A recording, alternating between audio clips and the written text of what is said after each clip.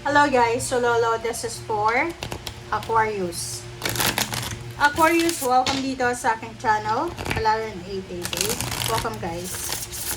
Alamin natin kung anong messages, vibration, gabay, energy para sa lahat.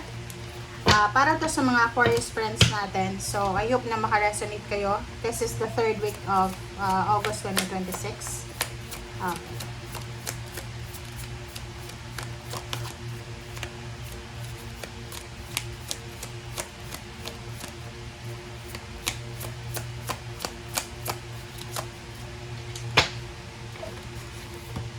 Okay, Aquarius. Ang first card mo dito is clear out the old. So, pareho lang naman kayo ng Gemini. So, sinasabi ng baraha sa'yo, maraming kailangan baguhin sa buhay mo or maraming magbabago sa buhay mo. So, wag nating masyadong i-resist yan. Okay? So, ibig sabihin, kung ano man yan ng mga pagbabago, yun, changes sa buhay natin, just accept the reality. Parang gano'n yung sinasabi ng baraha. Another then, sinasabi sa iyo dito na dedication to achieve. So, kung may mga matataas yung pangarap niyo sa buhay, be motivated, be inspired, and then mag-focus ka. Mag-focus ka sa kung ano yung ginagawa mo sa ngayon. And sinasabi ng baraha sa iyo, yung pagiging masipag, okay? Yung pagiging masipag ng isang tao, siya yung magdadala sa'yo talaga doon sa tugatog ng tagumpay. Huwag kang maniniwala sa mga swerte-swerte na yan. Kasi, alam nyo yung swerte, pumapasok yan, lumalapit yung swerte sa mga taong masisipag.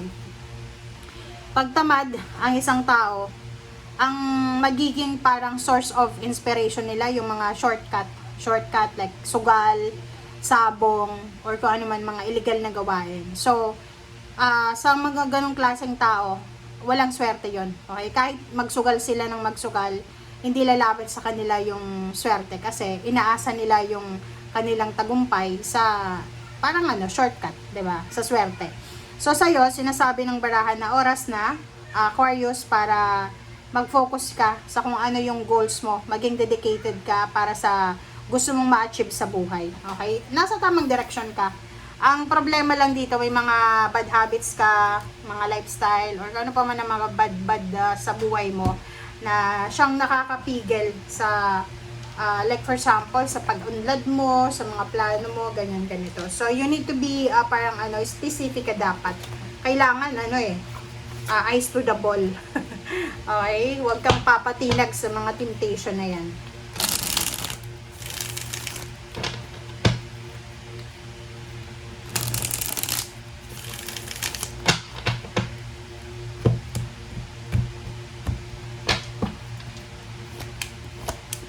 Okay, first and two cards, the Judgment and the Sun. So, sinasabi ng baraha sa'yo dito, Aquarius, na nasa kamay mo daw, okay? Kumbaga, nasa kamay mo kung ano yung magiging tagumpay mo, okay? Parang ganun. So, yung the Sun na to, tsaka Judgment, nagsasabi sa'yo na, okay, walang sino man ang makakapagbigay sa'yo talaga ng happiness. Sarili mo yon. Ikaw yung magdedesisyon kung talagang gusto mong maging masaya. Kaya nga 'di ba may mga tao na biniblame nila yung buhay nila, yung outcome ng buhay nila sa ibang tao.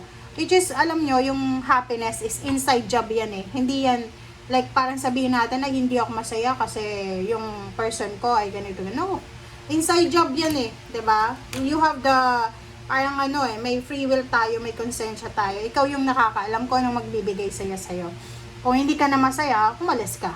'Di ba? Wheel of Fortune and Ace of Wands. So, congratulations Aquarius kasi isang exciting na, inspiring, exciting na pagbabago sa buhay mo ang magaganap.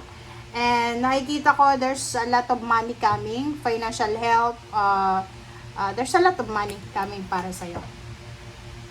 Okay, the Hermit and King of Cups. So, dito sa The Hermit and King of Cups, sinasabi ng baraha sa'yo na kailangan mo daw hanapin yung katahimikan. Kailangan mag-focus ka sa katahimikan, sa peace and harmony. Sa linggong ito daw, sinasabi ng baraha na importante yung katahimikan. Importante na, kumbaga like for example, kahit may mga tao na maraming binabalak na masama laban sa'yo, as long as na peaceful ka, hindi yan makakapasok at hindi yan makaka-apekto sa'yo. And at the same time, mag-iingat tayo. Mag-iingat tayo, Aquarius, sa mga manluloko, manggagancho, magnanakaw. Kung may kasama ka sa bahay, mag-iingat ka kasi pwede kang manakawan. Okay? Pwede mong ma-misplace yung ma-hypnotize ka or paano pa man. 7 of Wands, sinasabi ng baraha sa'yo dito na there's a lot of magic coming para sa'yo. So, ano yung ibig sabihin yan? Maraming mga unexpected ang posibleng darating sa buhay mo. Okay? Maraming unexpected ang posibleng darating sa buhay mo. Okay, Page of Pentacles and Ten of Swords. So, dito sinasabi ng baraha sa'yo na may mga financial problems kayo na posibleng malapit nang matapos. Or, sabihin na natin na unti-unti nang matatapos siya. Okay? So, wag tayong masyadong wag tayong masyadong magmamadali kasi darating talaga yan sa tamang panahon. Okay? There's a travel, relocation, movement na pinaplano ka.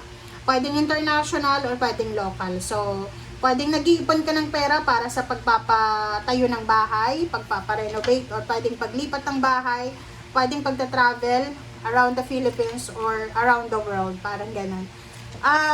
Sa nakikita ko mabilis to, isang mabilisang kontrata, mabilisang government papers, mabilisang kasal ang posibleng mangyayari. May iba sa inyo dito, Aquarius, na posibleng namumroblema kayo sa trabaho siguro. Kung ikaw ay unemployed, yun, pwedeng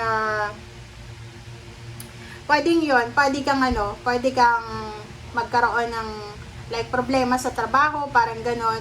Or yung iba sa inyo dito, kung may trabaho kayo, pwedeng napapagod na kayo sa trabaho nyo. So, kung kailangan mo magpahinga ka.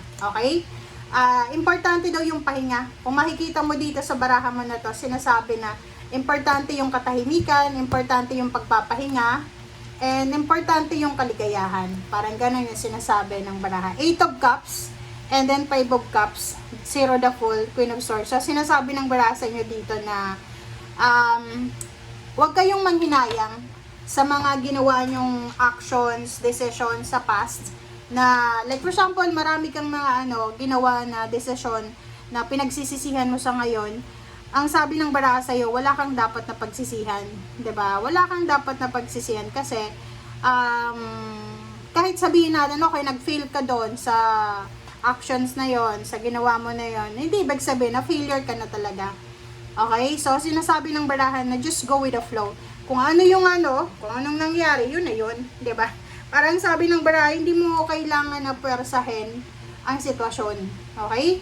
Basta sabi ng baraha sa'yo dito, ipagpatuloy mo lang kung anong ginagawa mo sa ngayon. Kung masyado ka nang masipag ngayon, congratulations. Pero kung tatamad-tamad ka, nako, magsipag ka na. Kasi sabi ng baraha sa'yo, aasenso ka lang daw kung magiging masipag ka.